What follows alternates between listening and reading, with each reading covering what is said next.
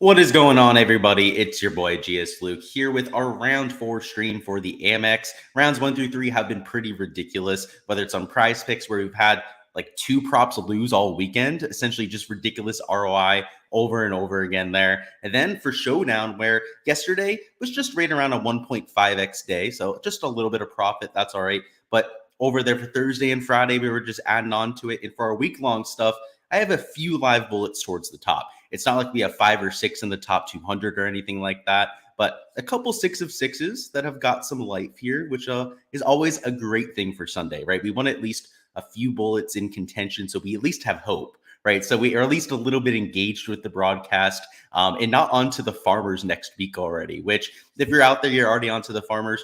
I get it, right? Some weeks are like that. That's just how PGA DFS is sometimes. But luckily, we at least have a few chances. It probably only lasts half an hour to an hour into the round before one of them ejects. But hey, that's what we love about PGA DFS. Love to see you guys down there in chat. What's going on? Why I win? David, what's going on? We have dot drumming down there. I'm going to work on saying your name better there, bud. What's going on? Love to see you down there. What's going on, Shane? And Shane says Tom Kim came in clutch with the last shot of the day. So you got him at 67.5. Yeah, I had him at 68 strokes. So yeah, that was clutch. He was either pushing, and I know at one point he made 2 straight bogeys. So he was 4 under through his first like 8 holes, was on track to absolutely smash that prop, and then ended up bogeying twice, which was just a gut punch. I was really ticked off at Tom Kim. I knew that he had plenty of holes to end up pushing, but yeah, it's a good thing that he got to -5 because that just adds to the ROI. So that was great. What's going on, Sebastian? Hopefully you're having a great start to your Sunday morning here, guys. So yeah, the football today will be a lot of fun. That first game is going to be an absolute banger. I'm really looking forward to that Bills-Bengals game. And the night game, not going to be too shabby either. So we got some football on today, some golf to work with. But let's take a look at the golf course to begin. So yesterday, I was almost spot on. I thought the stadium course might play actually easier than the Nicklaus tournament course. Nicklaus was still the easiest course, but the stadium course there at -3.33 was significantly easier than La Quinta. And that was something that I wanted to point out is I thought that stadium, because of just the average quality of player, all of those top 5, top 10 players were playing on the stadium course yesterday. Davis Thompson, who's your leader, a few other guys up there in the top 5 to 10 were also playing on the stadium course. All of that was a huge reason why it played to 3.33 under. So yesterday, if we sort this by your highest scores on the slate, a lot of them played on the Nicklaus course, as we've seen the entire week. That's something that a lot of it could be due to setup. It just could be due to how pristine the greens are there. There's a lot of reasons, right? Unfortunately, we don't have a lot of coverage from the Nicklaus course, not a lot of data to go off of. But year to year at this event, the AMEX, when we're here next year in 2024, we're going to have to see that first round data because the Nicklaus course isn't always the easiest. We've seen that over the years. Sometimes it changes. And unfortunately, it's hard to know why that course plays easy. Sometimes it plays a little bit more difficult because of the lack of coverage. But look at this, right? Chris Kirk, got up there with a ceiling around 9 under par. You had Adam Hadwin shoot 8 under. You had a Brendan Steele get it to 8 under par. We know the type of day that John Rahm had, right? And that was despite kind of sputtering out on the back. Montgomery, Tony Finau, so on and so forth here. So you still saw plenty of ceilings. And really, it's all about the risk-reward aspect. If you can survive 17 and 18, there's not really any hole out there that's going to cause you any real bother. And you can see most of the holes here are like a 20% birdie rate, right? 23% here for hole number 4. And that's a 471-yard hole. Over here for hole number 5, right? You can see, 56% birdie rate. Hole number 8, the other par 5, 66%. Hole 12 is actually a par 4 and it has a 44% birdie rate.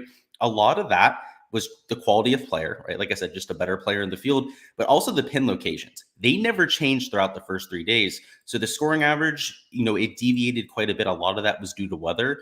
A lot of that was also due to quality of player. So here for round 4, we're going to get all of the cream of the crop. When I was going through my DFS projections earlier, almost all of the top players made the cut.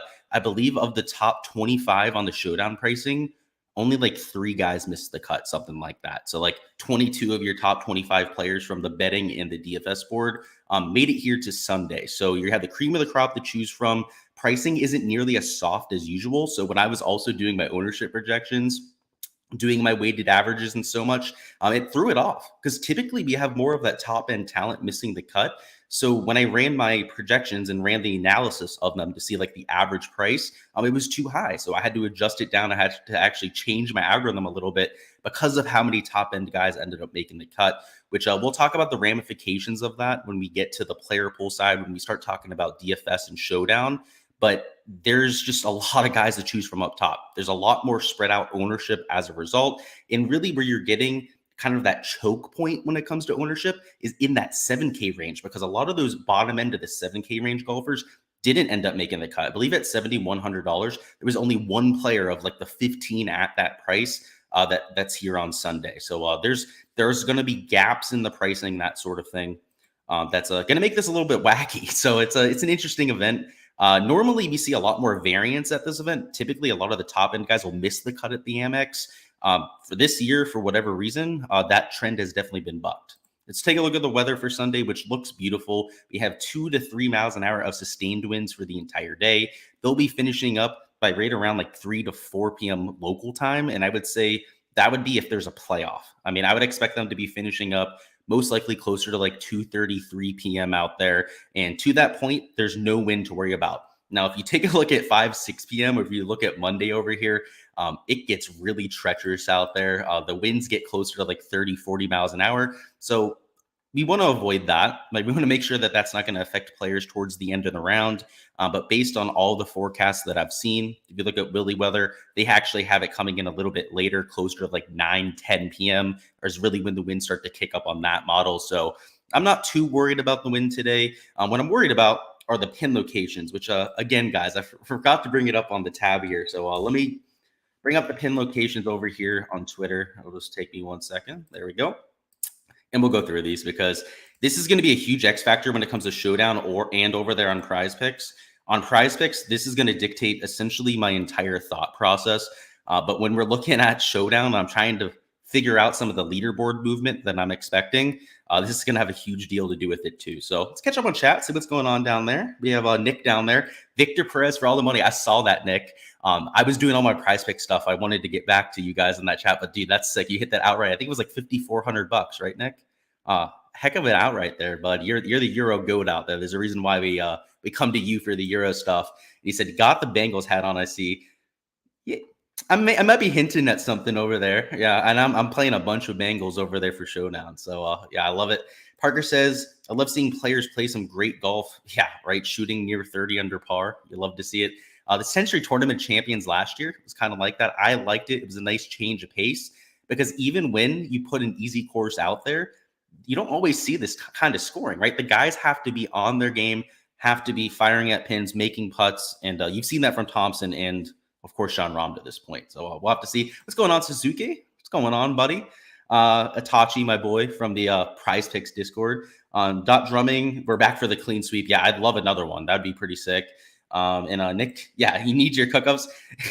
Hey, if you get in the Patreon and get in the Discord, you can hit him up all you want. And yeah, I know. Yeah, I know you got the same profile picture. I know. We're good. All right, so let's get into these pin locations. So these pins for tomorrow are devilish. And the one that's really going to suck, guys, is this 13 here. So this is a par 3. It's tucked to the left side. You've heard the announcers all week, if you've been watching coverage, talking about how hole 13 is just ridiculously difficult. And they put it in the back left. It's like the hardest hole in all of golf, so on and so forth. Well, that's the pin that they're dealing with. They don't have it truly in the back left. It's more to the middle left. But if anything, that brings this really steep slope right here. And to the left of the green, it looks like there's a little bit of room before the water. This is like a 20% grade right there. Any ball that misses to the left is going to end up in the water. And yeah, this is just one birdie hole less that these players are going to have. You can see hole number 13. It played to a 25% birdie rate.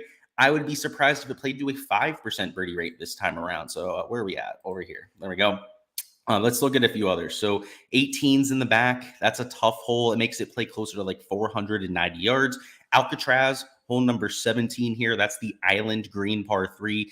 That has a front right pin location, which brings a lot of those rocks into play. And kind of like you saw there with 13, guys, it looks like there's room here. It looks like there's rough around the green. There's rocks. As soon as this green ends, right? It's not like there's like a little bit of room and then there's the rocks here. If you haven't seen 17 at PGA West, it's literally surrounded by rocks. You hit the rocks, you're in the water and you're shit out of luck. So that's another pin location that's going to screw players. Hole number 5 is a par 5. And it's in the back right. And you can see it's tucked just over the water. This water hazard goes 250 yards down the right side. That means if you want to access this pin to the back right in 2, you have to hit a 260, 270 yard 3-wood over the water. Good luck with that. I do not expect many players to go for that unless they're a Scotty Scheffler, a John Rahm. They hit a massive drive out there, like 320, 330 yards. Then you're going to see a few of those guys definitely take a look at the green, probably bail out to the left. But you're not going to see those eagle looks like you were seeing yesterday. Let's find a few others. Hole number 8 is actually not the hardest pin. This is actually the easiest par 5 pin, I would say, but it's still tucked 4 off the right side there. Let's see. Hole number 11 is another par 5. This is the 611-yard par 5.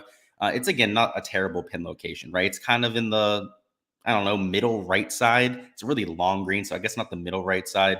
Not the hardest pin in human history, but again, that's a 600-yard par 5. If they're going to give you an easy pin location, you hope it'd be on the 530-yard par 5 or the one that's 550 yards that most of the field can reach. That's not really going to benefit too many players out there. You can see most of them within 6 paces of the side. Hole number 17, right, Alcatraz. That's ridiculous, right? Only 3 paces from the right over there. 4 paces from the right, left, 4 paces from the right. Another 4 paces from the right pin. You guys get the point here. There's only one center pin on the entire pin sheet, and that's hole number 12. And it's at the very back of the green, and it's a very narrow portion of the green. So it's not even like it's in the middle of a large target, right? It's not like it's down here in the middle of the pear shape down here. It's up there at the very top. So just overall, this is going to make things more difficult. Like the wind's great, right? It's like they're playing in a dome once again. You love to see that. But these pin locations are I think, are really going to cause some havoc, particularly for the guys in contention. I mean, think about it. Hole 13, water ball could take you out of contention there. These tucked par 5s with the water on them, they're going to cause a lot of issues. You can see people ejecting on hole number 5, even on a par 5. Hole 6, another water-based par 3. This is like a 230-yard par 3. So I'll say that with hole 6. I can't believe I didn't mention this before. This is about, like I said, like a 200-yard carry, 230 to the pin, I would say. There at the back, you see it's 32 paces on, but it's 6 paces from the right all there with the water, and there's water the entire way up the front of the screen. So just these guys, they see the 23 under par winning score, and I think they've kind of had it with it. They don't want to see these guys going out there and roasting their golf course for all 4 rounds. So you're still going to see a scoring average under par. Like, don't get me wrong. It's not like this is going to play over par. It's not like it's even going to play 1 shot under par, but 3 shots under par, highly unlikely to happen again. Something closer to like 2 shots under par. That's what I'm expecting here for Sunday. So I know we go into a lot of detail there. So obviously just to make sure we're all on the same page. But now let's start talking about some of these plays. So we're going to bring up the showdown side. And then after we go through this player poll, this will be a lot shorter than what we had for rounds 2 and 3. As we had the cut line, right, there's only 65 players. Then we're going to go into prize picks afterwards. So if you're here for the props, we'll be getting to that in probably like 25 minutes. So let's get into the top end of the board where you have one real big decision to be made. And we're just going to touch on it right off the bat, right? It's the most important decision that you're going to have to make today. It is to play Jon Rahm or to not play Jon Rahm at 45.3% ownership, which is, it's a healthy ownership number, right? If you're going to get leverage to Jon Rahm, you lock him today. You play him in every single lineup that you're going with. If you're going to fade Jon Rahm, I'd recommend not playing any of them today. So it's an extremely polarizing decision. And for me, you can see my decision has been made. I am not playing a Jon Rahm. And I'll give you my reasoning behind it. I don't think you have to fade a Jon Rahm, but I'll tell you why I am personally. So I'm playing in large field GPPs. I'm trying to take down, today it's the $15 GBP over there on Draftkings. And anytime you have those big contests, and you have, I don't know, sometimes it's 5,000, now that we're here in the spring season, it's closer to like 10, 15,000 entries. 45% of the field is like 7,000 other people, right, that are playing a Jon Rahm. If I were to just fade him and go to a Cantlay or go to a Scotty Scheffler or starting here in the 9K range, and one of these guys outscores Jon Rahm, I've instantly boxed out half the field, right? Those 7,000 entries that I was going to have to compete against before, well, now I'm only competing against the other 6,000, and then I have 5 other spots to worry about. So when somebody's like 50% owned, when they're like 25, 30% owned, You make that argument, you're like, wow, I can box out 30% of the field. That's great. Now you can box out half of the field just based on one guy not being the optimal. You look at the projected points, right? There's a reason why he's that owned, right? He's projected for nearly, was it 56 and a half points, a little bit over that at $10,600. That is significantly higher than everybody else. You look at their points per dollar. So even though he is the most expensive player, he's worth it, right? His points per dollar is a lot more than everybody else. So that might have you asking, like, why would you fade him? Here's the simple answer. This course is not that difficult, right? It plays, like I said, it's going to play like 2 shots under par. I don't think it's going to play nearly as easy as what we saw yesterday, but 2 shots under par is still significantly easier than your average course on tour. So you're going to see guys taking it to 6, 7. You might see 1 or 2 8 under par rounds today. I wouldn't imagine that you'd see like a handful or like close to like 6, 7 like you saw over the last few days. Maybe 1, 2 that get to that sort of score. That's the round that you need. You need the guy that's going to shoot an 8 under par. If Jon Rahm goes out there, and by the way, just full disclosure, I'm like almost certain that he wins today. Like, I don't think I've been more certain of somebody winning before Sunday round than a Jon Rahm. It might not matter. If he wins, great, right? Your 12 points for finishing in first place in terms of your placement on Sunday, which, by the way, if you're new to Showdown on Sunday, which you might be new out there, that's okay. You get placement points today. So as opposed to what you had on Friday, on Saturday, where you're not getting any of those placement points, you are going to get placement points on Sunday. They're not the full ones that you get for your 4-round contest. Instead of 30 points, you do get 12 points for first place when it comes to Sunday Showdown. That's essentially 2 birdies, right? A birdie's worth like 5.75 points. It's something like that. So you make 2 of them, you're essentially close to getting those 12 points that you would have for first place. All somebody has to do, right, is even if Jon Rahm wins, right, we're giving him those 12 points, right, is make 2 birdies. 2 birdies more than Jon Rahm. Do we think that somebody in the field is going to make 2 more birdies than Jon Rahm today? Obviously, right? Like, I mean, sure, he could go out there and make 9, 10 birdies today. Like I said, I'm almost certain that he's going to go out there and win this golf tournament. But is he 50, 60% of the time going to go out there and do? No, he's not. He's got the lead. He's going against a player, Davis Riley, who's, I think, is going to have a lot of trouble today when it comes to keeping the ball in play. He's not the best around the green player. He's not the best putter on tour, and under pressure, that's what tends to fall apart when it comes to these younger players. I'm going to be off of the Jon Rahm here. So the pivot that I'm making is just going to the scores. It doesn't even have to be guys in contention. You can see I'm playing a Patrick Cantlay, right? He's at 11 under par. He's not going to finish in the top 5. I mean, if he goes out there, shoots like 10, 11 under par, you might be talking about that, but I'm not expecting that sort of performance. Patrick Cantlay, get me that hot putter going. And the best thing is, and I hate doing this because it's funny, he's matched up against him on PrizePicks. And half the reason I want to play Cantlay is like, half of those matchups on PrizePicks, they just end up smashing for the under. Like, everyone's going to take a Jon Rahm against Cantlay because it's like the obvious choice. And then the guy who's the underdog always ends up winning. Now, am I betting Cantlay on PrizePicks? Absolutely not. That's not going to be one of the props that I'm betting. But from the Showdown side, it adds a little bit of intrigue there, to say the least. Scotty Scheffler, another pivot that I like getting to. He's still 28% owned, though, so you do have to play him in like 50, 60% of your lineups to get the leverage, but I think that's well worth doing. Will Zalatoris at $9,600. I love the ball striking. In most all, I like his ceiling. Unlike a lot of players in this field, I guess the top end players, this really doesn't apply to. All of them are capable of going nuclear low any given round on the PGA Tour. A lot of like the 8K and below guys, many of them don't have a ceiling in them. They're more consistent players. They're not going to take aim at every single pin. Peter Malnati is exempt to that role. Sebastian Munoz is exempt to that sort of role. They're extremely aggressive, but those are the outliers. A lot of those 6, 7K golfers are okay with finishing in the top 25. They're not looking to go out there and go for broke today. Will Zalatoris could not care if he finishes in 40th place today. He could not give a shit if he finishes in 20th place today. That's not going to change his outlook on his season. It's not going to change anything financially for Will Zalatoris. He could give a shit less about that couple $100,000. What he cares about is finishing in the top 5, top 10, getting those actual FedEx Cup points, right? The ones that are actually going to change his standing, or the actual financial values that are going to matter to a Will Zalatoris.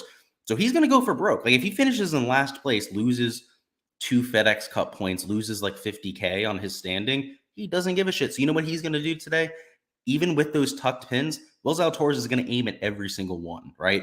I love getting to that sort of play here on a Sunday, particularly when everyone is obsessed with those placement points. And when you take a look at this 9K range here, there's nobody that's a shoe-in for this placement. Everyone that's in this range is going to have to go low to get those points. That's a Sunjay Im. I mean, even Scotty Scheffler, right? He can't rest on his laurels. He's not guaranteed or a shoe-in to finish in the top 5 there. So just take the guys that you think have the best chance to go low. And for me, I love going after aggressive players. And I know just given his pedigree, the type of guy that Willie Z is, he's first off not going to give up. Second off, he's just going to aim at every single pin. And I love that. Cam Young, 13 under par. He's been extremely, I don't even know the word for it, like volatile mentally. Like he's just having meltdown after meltdown. There's actually a tracker on Twitter that's tracking him. I guess that's been following him all week. It's kind of like a slander account. Like he's literally got a guy following him and just like recording all the meltdowns that he has on the golf course. And he like slammed his club like 5 times yesterday. The guy recorded all of them. Like I said, it's kind of effed up that the guy's going out there and tracking this. But that just tells me that he first off just can't get the putter working, but he's just having birdie look after birdie look. So I actually think it's a positive. Like there's people that look at that and go, oh, you can't play Cam Young for Sunday Showdown. That guy's giving himself a 5-10 foot birdie look on every single hole. Count me in. That guy can make putts in bunches. We've seen it before. He's been first round leader. He can get that nuclear hot flat stick. So yeah, count me in for Cam Young and Willie Z, the 2 Wake Forest grads. They have a similar play style, and for Showdown, it's the perfect play style. That aggressive, just take aim at the pin. You have nothing to lose. And kind of like a Willie Z there at 13 under par, Cam Young doesn't care about finishing in 40th. He couldn't care less if he finished in last place of this event. It's not going to change his season. So he's going to go for broke. You can say the same thing about a Tony Finau. Sam Burns, not so much, right? He's up there in contention. We'll talk about Sam Burns and Tom Kim together here in a second. But Tony Finau, just another one of those pivot plays. He's 15 under par. He's actually a little bit closer to striking distance, which is it's a pretty good thing because, I mean, if Finau shot 8 under par today, got to 23 under par, that could be in a top 7 finish, top 8 finish. And those extra 3-4 placement points that you're going to get for that could be the difference when it comes to these large field GBPs. So $9,200. I don't hate that either. But the 2 pieces of chalk I am going to take here in this bottom end of the 9K are a Sam Burns and Tom Kim. They're both getting some ownership. Tom Kim's like 26, 27%. I think if Tom Kim has a legit chance to win this golf tournament, and if I'm not taking a John Rahm up top, I can take some of these quote unquote higher owned plays, right? And higher owned here, I'm going to put in quotes because, I mean, look at this, right? He's 26% owned. It's not necessarily mega chalk. There's guys around him that are 24, 22% owned that are also getting attention, like a Montgomery, JT Poston, for example, who, boy, oh boy, guys, I love JT Poston. Great guy. Somebody that I'm actually doing a podcast with here for this spring is like really good buddies with the JT Poston, has met him multiple times real life, tells me that he's like just one of the best guys in the world. But $8,800, bro, like you're not that guy. Like he's a good golfer, but he's not that guy in this field. He's out of place. Like clearly, like he's the one guy up here that's kind of he's out with the girl that's out of his league, right? He catfished the girl on Tinder. He's up there $8,800. He shows up to the date, and the chick just doesn't have the nerve to get up and leave. So he's there with the dinner. Everyone's kind of looking at JT Poston, looking around, like a Montgomery's looking at Poston. Cebu, who won last week's looking up at Poston, like, how the hell are you more expensive than me? He's just shaking his head. I don't think he knows it either, to be quite honest with you. That's JT Poston right now. Let's catch up on chat, see what's going on, guys. Cash Out says, got Patreon last night. Let's go. Glad to have you. Welcome to the family. Julian says, who has more upside today, Cook or Tway? That's a good question. Honestly, that's all down to ownership for me. So let's look at their ownership numbers. I know they're super cheap. Where's good old Austin Cook, the hook monster, as I like to call him? When you get Austin Cook in contention, he gets that quick tempo. He starts to hit that duck hook like I hit from time to time. It's a move that I'm extremely familiar with. So I call him Austin Hook out of a little bit of endearment. But let's see. So he's 2.4% owned. And who is the other dude? We have Tway. Let's check out Tway's ownership. So also really cheap. He's 2.4% owned. They're exactly the same ownership. You've got to be kidding me. Go Tway. Tway's cheaper. I get Tway's got a higher birdie percentage. He's a little bit more aggressive, but boy, oh boy, I was going to take the lower owned player, and they're the exact same ownership. What are the chances of that? Nick Marsh says, do you think this is over? If Rahm misses a few putts, he gets angry. I don't think it's over. There's a good chance that he could get a little bit mad. go a little bit astray. But like I said, I think he won the golf tournament. Like, I think it's like 70-80% of the time John Rahm's going to win this. It's just for DFS. Like, we don't know if that's going to be optimal. But yeah, we'll have to see. Davis Thompson, though, like, I'm not giving him much of a chance today. Like, I'm not trying to talk shit about Davis Thompson, but I don't see it. He's got issues with the short game, and typically you'll see that on Sunday. So I'll be surprised to see it. If he keeps his cool, that man's got some moxie, and he might have a good future on the tour. So we'll have to see. That'll be pretty obvious, though, right? If he's a winner here as a rookie, I think we'll all know he's pretty good. Adrian says, you hit yesterday on your first golf bet. Shout out to you, man. Thanks for the info. You're welcome, man. Glad to help you out there. You're also fading Rahm. Yeah, it's a plus EV move. Why I win, not necessarily a fun one to make, or one that you feel very good about there when you do that. Adrian says, Sahith was the only miss on Burgers Are Better, but your 3 other ones hit on PrizePicks. Yeah, so I actually had 8 props yesterday, went 7-1. That was the only prop I ended up missing. So, yeah, unfortunate that you ended up getting one of those, one of the 8 that missed. But, hey, you still had some profit. Can't complain. Suzuki just joined the Patreon. Love it, Itachi. I'll invite you to the Discord after we get off of here. Make sure you get on there. George says, you're playing a few head-to-heads and you're playing Rahm. Yeah, I mean, if you're playing a head-to-head, of course. If it's a cash sort of scenario where you're playing, a double up, if you're playing a multiplier, like a 2-3xer, that sort of thing, you absolutely should be playing John Rahm. And in those contests, he's going to be like 95% owned. Literally everyone's going to use him. So if you faded a John Rahm in that contest, it'd be silly at that point because of those 12 placement points. Yeah, if you're trying to finish in the top half, he's got a very, very good chance to be in that lineup, right? But if you're playing in the large field GBP, that's, remind yourself, right? That's the lens that I'm looking through this, right? Those are the contests that I'm playing, that a lot of people out there are playing. It's a completely different scenario, right? Because you're trying to get the nuts lineup, trying to win first place out of, let's say, 10, 20,000 entries. That's a completely different scenario. So yeah, I agree with you there, George. I would be playing him in cash.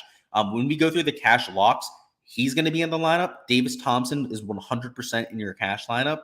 And you're probably trying to jam in Sanjay M, somebody there in that middle of that 9K range that's up there towards contention. I mean, let's see.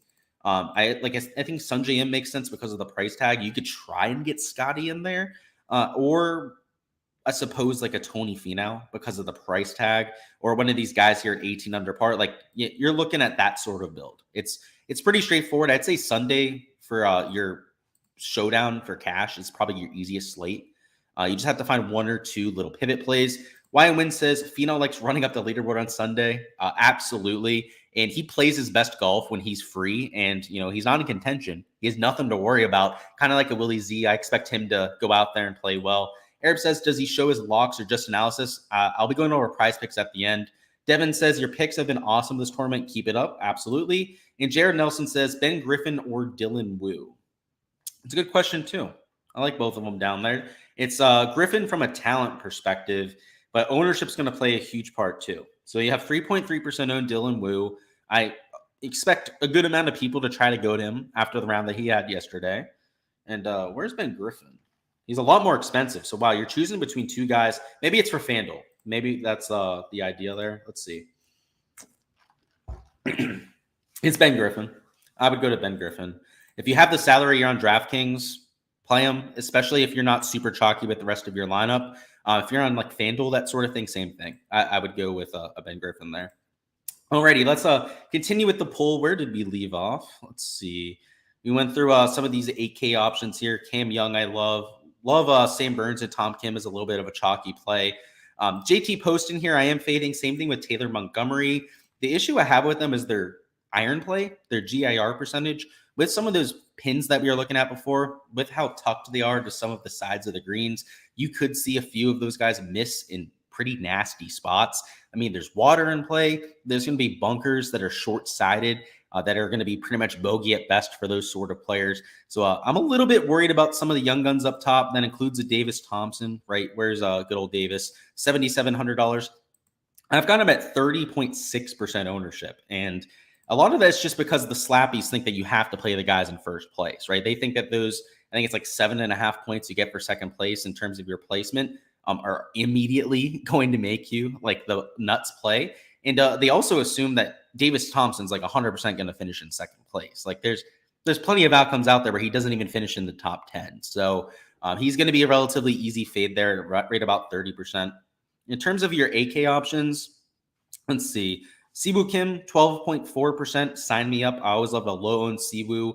Jason Day, love getting to him. And he's getting a little bit more steam because he is one of the better players in this range when it comes to his score. But 17.6%, still a number that I'm willing to get leverage on. And if, he can shake off what he did yesterday, which it wasn't a horrible round, but it also wasn't really his sharpest self. On Thursday and Friday, he looked beautiful. I mean, Thursday, kept a clean card, went out there, made a bunch of birdies. On Friday, had one of the rounds of the golf tournament on the stadium course. So now that we get him back here, we get him at the track where he's played the best this week. Why not a Jason Day, right? That's chasing down the leaders. He's 8 shots back. He knows that he has to go 7, 8 under par to get up there into the top 5. I like that at 17.6%. Excuse me, guys. Throat's killing me. Hopefully this coffee will help. It probably won't because it's so acidic, but we'll see.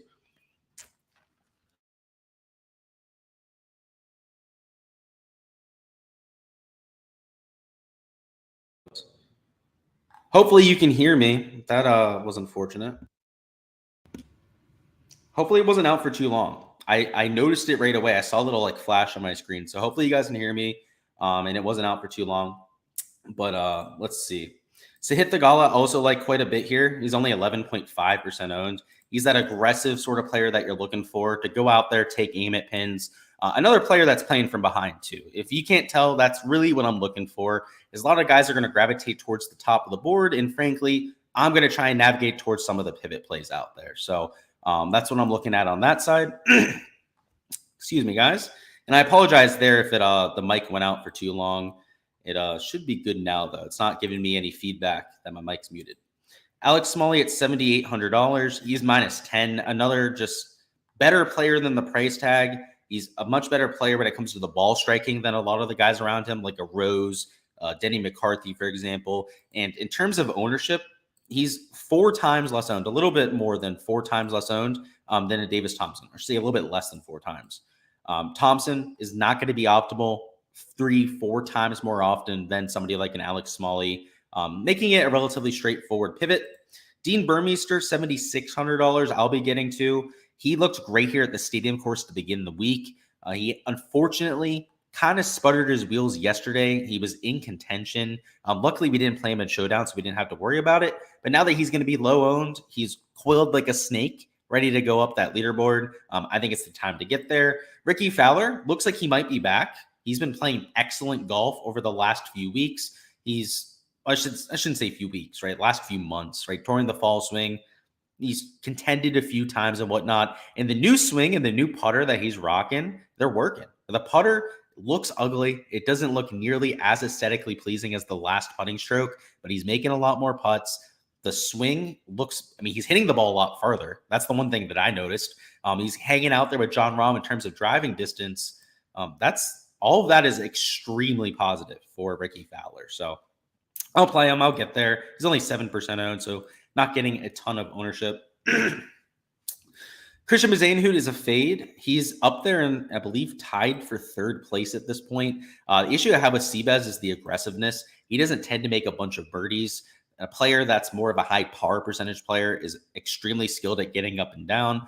That's great for finishing positions. I think if you're looking to try and bet a top 3 at this point, or somebody to perhaps finish runner-up in this event, I think that he's a great bet for that. In fact, if you can find a runner-up bet, it's probably my favorite bet on the board at this point in terms of an outright, but not for DFS. He could shoot 4 or 5 under par today, bogey-free, one of the world's most boring rounds, and hardly be optimal. That would probably hardly get to the optimal lineup, and that would essentially be his ceiling round. Yesterday when he shot, 10 under par or something like that, that's going to happen once a year for Seabass. That is the extreme outlier. And he's a great player. You put him at a major championship, US Open, Open Championship, that sort of thing. I think that he's going to have a bright future. I think he's going to contend at a few of those majors. He's actually shown up a few times already at major championships. So just showing you to that point. At a birdie fest, though, I have a hard time getting there. It's just he doesn't have as much firepower as guys around him. Like a Kazire, we know that he's an absolute madman. He He's another guy who he has a lot more to lose than like a Willie Z, a Tony Finau, that sort of thing. But he doesn't act like it. He's kind of like that gunslinger mentality when it comes to pen, where he's going to aim at every single pin. He's going to try and go for broke every single time that he can. And we've seen him on Sunday Showdown just absolutely nuke before. So 13.6% I'm getting there. Dietrich, just a better player than his peers. Davis Riley and Steven Yeager, other birdie makers. So they're at 72 and $7,300. Love both of those guys. I talked about Ben Griffin, super low owned. I have to say that about Ben Griffin. The reason why I like the play even more is he's only 6% owned there. That's way lower than I would have expected. I mean, for 4-round contests, you were looking at a super chalk Ben Griffin. It was like 10, 12% on a few of the contests, which is warranted. The kid's been an absolute stud. I mean, let's look at this. He was like 70, like $200. Yeah. Sorry, I want to event history. That doesn't help. Look at this. And coming in here, he was just going off. He's made like his last 5 cuts, has multiple top 12 finishes, a 16th place finish, a top 30 at another event. He should be way higher owned. So I'll definitely be getting there. Bo Hostler, another high birdie percentage guy. Sebastian Munoz, I mentioned him off the bat today. Told you guys, right? When you're playing Showdown, if Munoz is in the pool, if Malnati is in the pool, I mean, there's a bunch of them out there. Like Victor Hovland, Cam Young, Will Zalatoris, all those sort of guys. You play them every single time. You don't even have to think about it. It doesn't matter if you're at an easy or you're at a difficult golf course. You play them because they're the only guys that just go out there and nuke courses just out of nowhere, at least at their price tag. Like you'll have guys like Rahm that nuke courses, right? That's just going to happen all the time. That's just what John Rahm does. But down here in the 7K range, right, there's these guys that tend to pop a lot more than others. And Sebastian Munoz tends to do it a lot more than most. He shot 60 twice last year on tour, and one of them was at a par 72, shot 12 under par. At a par 70, he went out there, shot 10 under par last year. That's not normal. It's not normal to go out there and shoot 60 twice in a year. So I'll be getting to Munoz. I'm just kind of a slut for playing him in DFS, especially when it comes to Showdown. And 4-round stuff, I don't play him that often, but you give me a 1-round sample with Sebastian, and I'm always willing to take that shot. He's one of those wagons that I'm getting behind. Garrett Higo, like him at $3,800. Baddeley, $6,600. He's way cheaper than he should be. He's gone down in price. He's kind of just lurking at this point, and he's only 1.3% owned. So a lot of people don't find a need to go down into the $6,000 range. And he was much higher owned for your 4-round contest. So kind of like a Ben Griffin, some of these guys kind of just get lost in the shuffle. You know, when they're in the middle of the pack, everyone else would just rather go to the guys at the top of the board. So just to give you an idea, right? Like a Harry Higgs. People love Harry Higgs, first off. I do too. The guy's an absolute legend. But should he be like 10 times higher owned than an Aaron Baddeley? I mean, obviously not, right? Or Robbie Schoen, should he be like 12 times higher owned than somebody like a Marty Dow, right? Zechang Dow, name's Marty, we call him, at $6,600. You know, no, right? It's a relatively straightforward process. So a lot of people are going to get to, I mean, even like a Piercy, Duncan, you know, are up there in the leaderboard. Matthias Schmid, they're at, you know, minus 15 is going to get that attention. Just if you want to find an easy way, if you're still playing John Rahm, honestly, I think this is probably important for you out there. If you are indeed playing John Rahm today, just make sure you're pivoting in this range. There's no reason to play the Robbie Schoens of the world, the Harry Higgs of the world, so on and so forth. Just if you're going to go with that chalky pick up top, lock them into all of your lineups, and then find the pivots down here in the 6K range that can shoot 6, 7 under par today.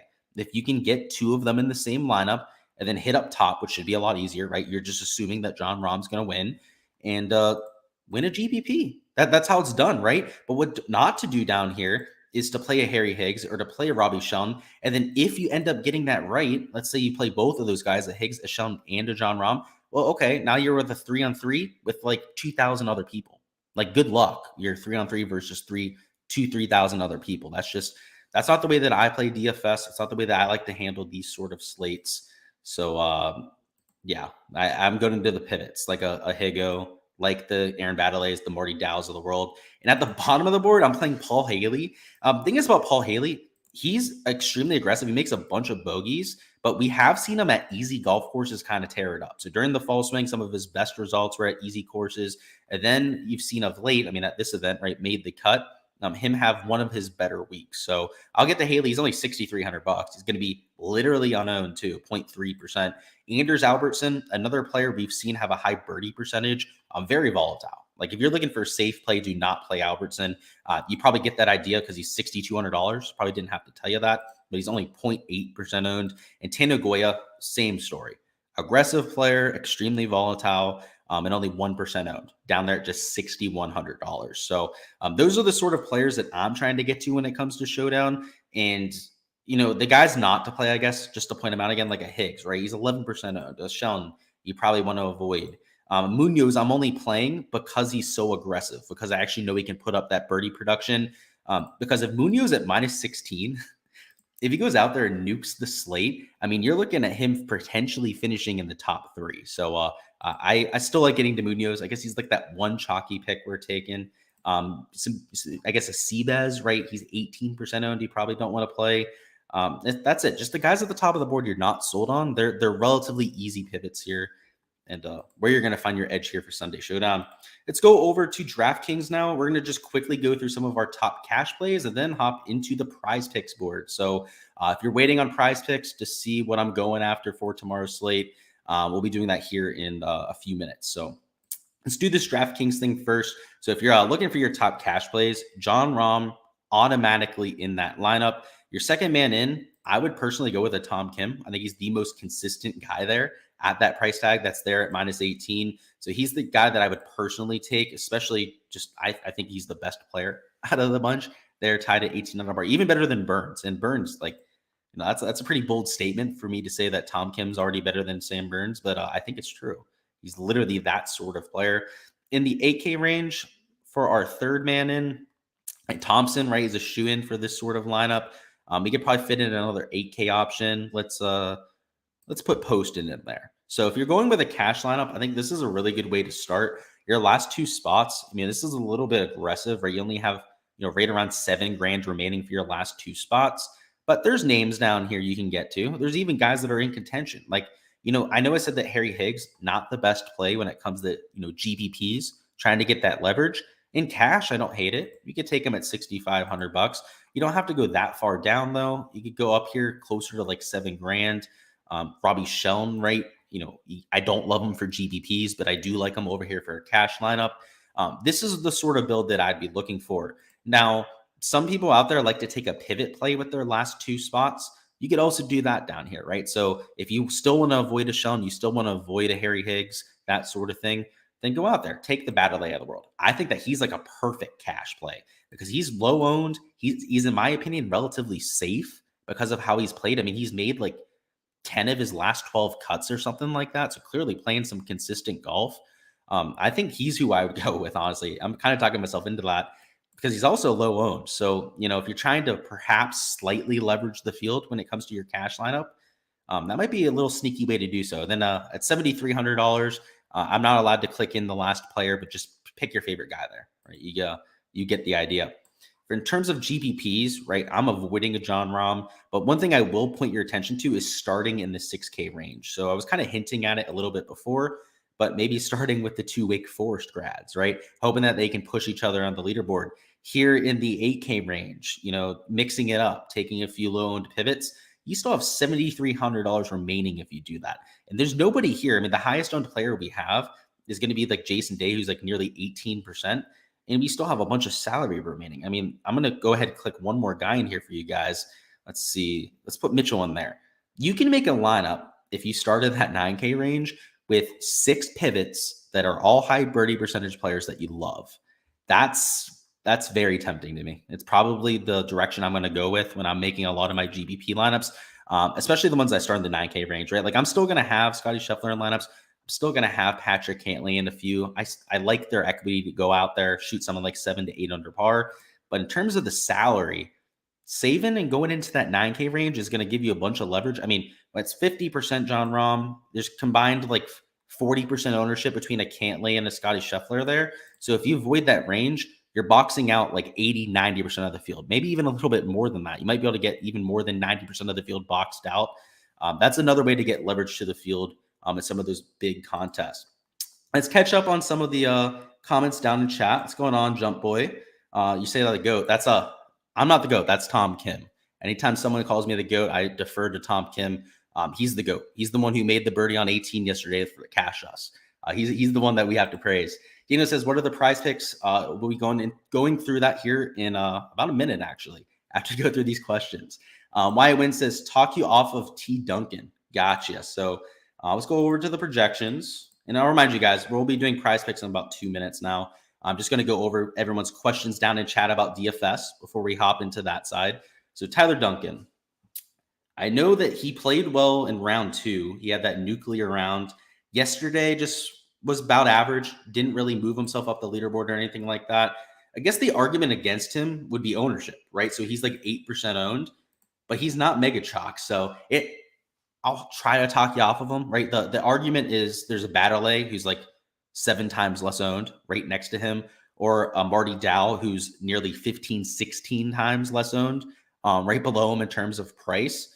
But I don't hate the play. I don't want to condemn him for you because I don't think it's the worst play in human history. I want to say that, why I win. I don't think it's a horrible play. If you're playing Tyler Duncan, maybe still play him, bro. I don't know. I got a weird feeling about it. I'd keep him in your lineup. Relax, Bill, let him cook. Yeah, we do this every day. So if you're new here, obviously there was a lot of people that followed me on Twitter last night because of some of the success we've had. We always do it in this format. It's just what we do here in the future, right? If you want to join in a little bit late, we usually go over prize picks about like half an hour, 45 minutes into the stream. Just show up at 9:30, 9:45, and I'll be like pretty much right on time when we get into that side. Indeed, he has been cooking. Yeah, we're not cooking like Russell Wilson out there, right? We're not giving people food poisoning. Luckily. Nagunian says, "Is this plays on Patreon only or will you post on YouTube?" I will be going over some of my plays here. No worries. And Nick says, "Be careful. Goya might break your heart on 18. Oh my goodness. I forgot about that, Nick. Yeah, Nick yesterday, guys, was about to take down a single entry for one of the round 3 showdown contests. All we needed was a par or better from Goya on 18, and that guy completely sold. That hurt to see, Nick, to be honest with you. So yeah, I'm playing him. Hopefully that doesn't happen again. That was just horrible to see. Let's get into prize picks now. So let me go ahead, stop sharing my screen, and we'll hop into this. Alrighty. So here's the board, boys. It's priced up. They have caught on yesterday, right? I told you guys, I was like, it's priced up, but it's not priced up enough. Well, now we've hit the other side of that equation. Earlier, we went through all of the pin locations. I talked extensively about how I expect the course to play a little bit more difficult today than we've seen over the last 3 days. And just to refresh you, the par 3s are all tucked next to water. 13, long hole, it's like 230 yards, water the whole way down the left. Hole 6 is about 220 yards, water the whole way down the right and in front of the green. A few other holes just put towards the side, right? Most of the pins within 3-4 paces of the side of the green.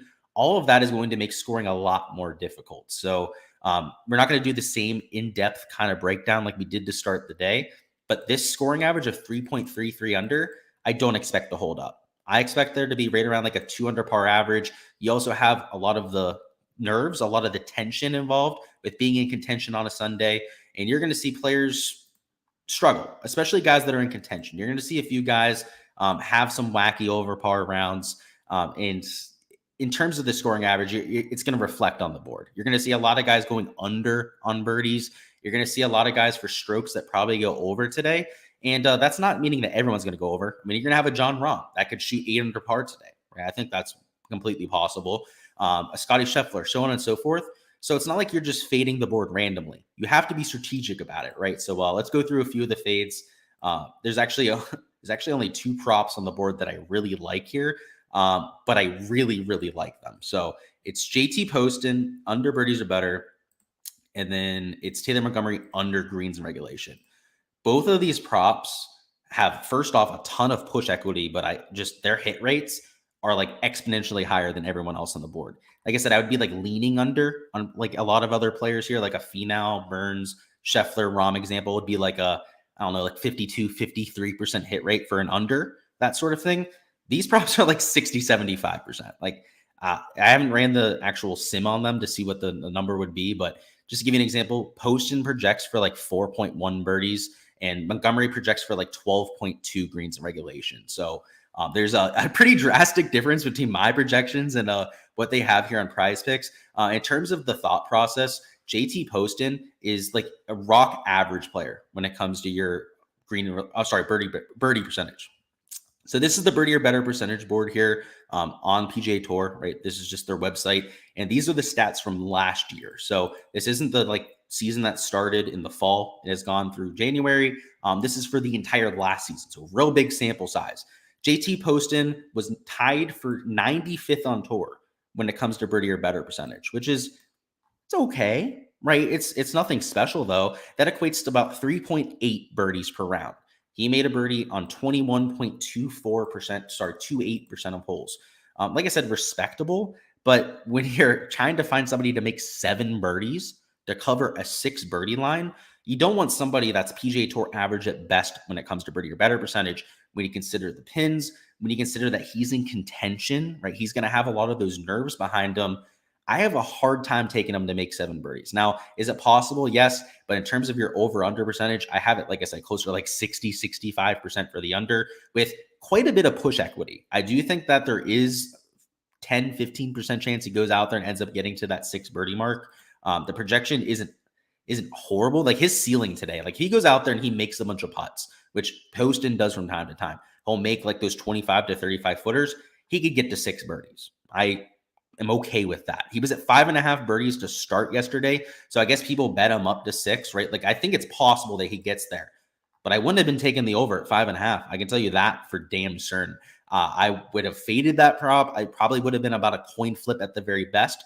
But now that 6 is pushing for us, like I don't think people realize like how much that turns the tables, how much that takes us from being like a prop that I thought was a coin flip before there at 5.5 birdies to now like massively plus EV for something on the under. So that's the reasoning for JT Poston. And think about it this way, right? If I think there's a 10 to 15% chance to go out there and push at 6 birdies, if it was a coin flip before, that takes it from a 50% hit rate to a 60 to 65% hit rate right there, right? Just based on that one outcome right there. So that's the thought process. So if they're going to bump it up, definitely take the under. And I'm sure there's people out there that got the over at 5.5. Like I said, I don't hate the play, but I feel a lot better about the under 6 than I would about the over 5.5. Taylor Montgomery, they're at a 14 greens regulation.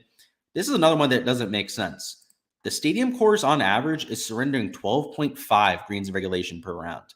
And that is actually a little bit higher than we've seen in years past. And Taylor Montgomery is not very good when it comes to the irons, at least when it comes to green and regulation percentage. So this is yet another list on PGAtour.com for last year. So it's actually it's for this season because Taylor Montgomery didn't play last year. So unlike the other sample size, right, this one's a little bit smaller, but still you can see like 24 measured rounds, 8 measured rounds. There's a good amount on this list here. Let's find Taylor Montgomery. It's not the prettiest what we're about to see here. There it is. Taylor Montgomery, number 160 on tour when it comes to green and regulation percentage. He hits 66% of his greens, which at this course would be right around 12, right? I told you guys, I project him for 12.2. Want to know how I got that number? The average is about 12 per round. The average here is about 12.4, right? 12.5, something in that range. Well, you split the middle, right? It's a pretty logical way to go about it. And if you take a look at his record to this point, he's had one round where he ended up hitting only, I think, 17 of 18 greens. I think that was round 1 where Montgomery ended up going off. Rounds 2 and 3, he would have at the best pushed or gone under. So Montgomery, the sample size isn't great when it comes to the irons. So I'll be taking the under on him as well. Here we are with PrizePicks. So this unfortunately only pays 2.5x, but in terms of the hit rate, I think it's worth taking it. So I'm not typically one to go after the multipliers, props, that sort of thing that are giving us negative EV from the payout side. This is the one situation where I will lead it just because I like these 2 props so much. So get them in. They're probably going to get bumped back down. It wouldn't surprise me based on a lot of the action that comes in on these sort of props. If you want to mix them in with another sport, the beautiful thing is that you're going to get rid of the multiplier, right? So I don't like this prop. Just like for full disclosure, I'm only putting it in here to show you the payout difference. If you were to go in here and put 2 NFL props in, it washes it away. So if you only put in 1, it gets you half of the way back. You can see it puts you at 4.5x. But if you make like a half golf, half NFL card, that sort of thing, you'll end up getting the normal payout structure that you're hoping for. So that's what I've got. Let's see if there's any questions on PrizePicks. I will go through a few other categories. So I'll bring up the fairway board. I'll bring up the matchup board, that sort of thing. But not a ton of props I like on it. Like I've gone through the whole thing, right? I did my whole write up and whatnot. There's just not a lot out there. Let's see what we've got. Cash Out says, how can you access the Discord? Message me on the Patreon and I'll get you in there. I'll send you a link. And if you can't message me on Discord, I'll reach out to you. I'll figure it out. Nick says, and if you don't have PrizePicks, this is when you leave. Good luck, fellas. Absolutely. Best of luck, Nick. Good luck out there in your GPPs. Derek says, are fairways hits still not valuable? Good question. Let's take a look at it. So there's the PGA board. Let's get fairways. It's still bumped up, right? So there are a few guys I liked. I liked Davis Thompson under 9 fairways. Unfortunately, got bumped down to 8.5 fairways. It's no longer as high a hit rate. It's still probably like a 54, 55% hit rate for the under there with the Davis Thompson. But yeah, it's still priced a little bit up. I guess a Seabez over 8.5 isn't the worst play in human history. You could consider that. I mean, if you took it, it would also get rid of the multiplier. So you have that going for you there. Yeah, I mean, these guys at 9.5, I think it's about appropriate a projection. So it's not as valuable as we saw there yesterday, but there's a few guys I like there. None that I ended up taking myself, but a few that I would definitely lean on. JT under 6. Yes, absolutely. It's under 6. Parker says profit is profit at the end of the day. Yeah, exactly. If we end up hitting both of them for 2.5x, I don't think anyone's going to hate that, right? And especially with some of the push equity there, if we end up pushing one, here's the funny thing, right? If we end up pushing one and hitting one, we get 1.5x back. So it's not like it would go down to 1.25x. So we only lose 1x value there. So I'd be okay with that. Devin says, appreciate it. Going to mix those two in with NFL props. Yeah, that's the way to go. Get rid of the multiplier. Absolutely. I got you. John says, any other PrizePicks you like for any other sports? Not that I've looked at yet, John. So I'm going to be looking at the NFL board after. I post those on my Patreon for the NFL guys. I don't do as much content for NFLs. I'm kind of transitioning into more of like a golf first channel here. So I'm not really doing a lot of that here on YouTube. But if you are on the Patreon, I do post all of the NFL stuff that I play. Just, yeah, not as much from the content side, unfortunately. What's going on, Nick? He said, how are you feeling about Ricky Fowler fairways? Yeah, I was actually researching that before, Nick, because I was thinking about the under. And I think the reason you're probably asking about it is because he hit the over every day, right? He's driving the ball beautifully.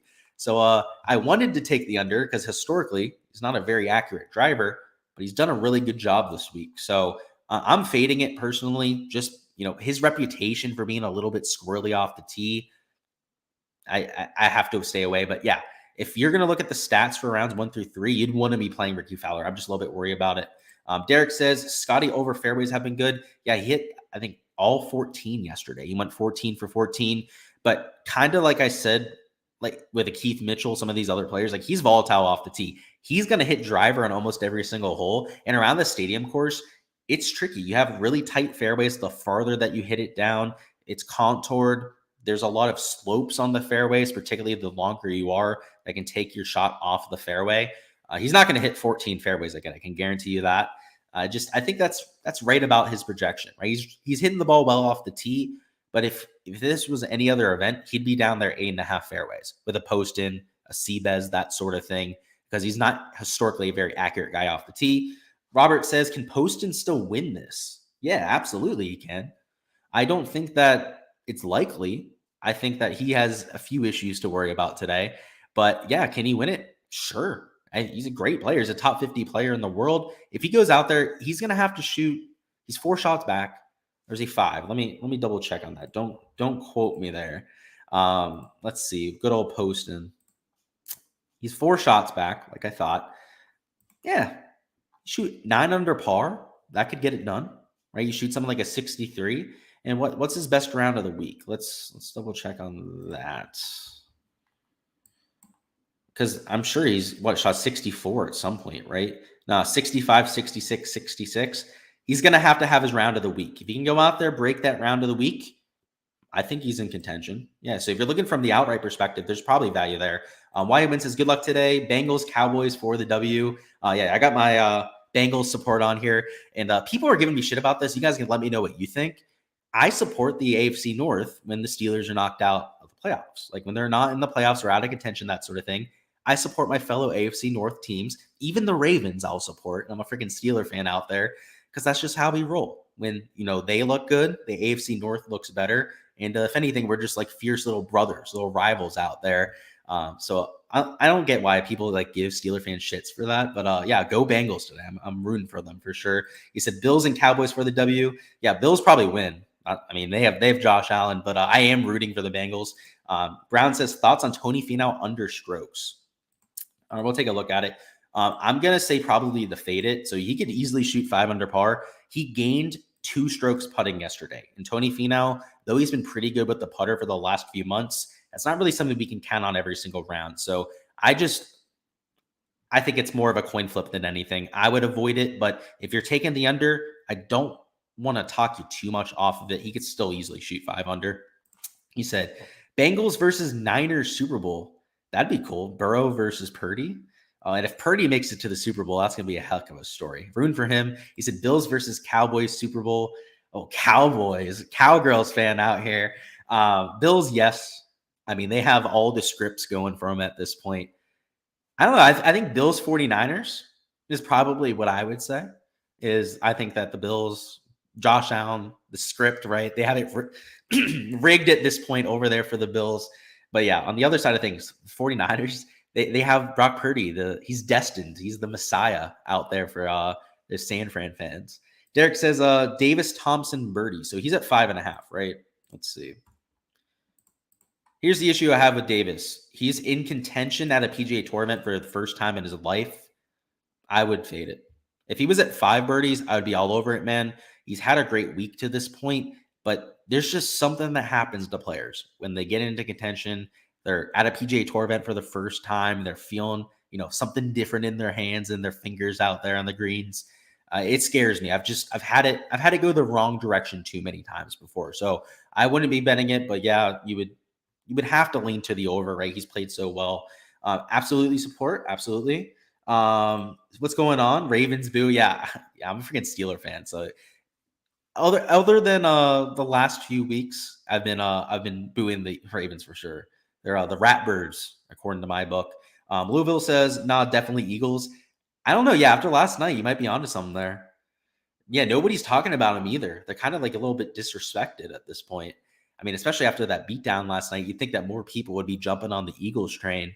My Jalen Hurts card collection, sure hope so. I'll say that much. No love for the Eagles. No, I'm cool with them. We're giving them love right here. And we all knew the Eagles were going to win that.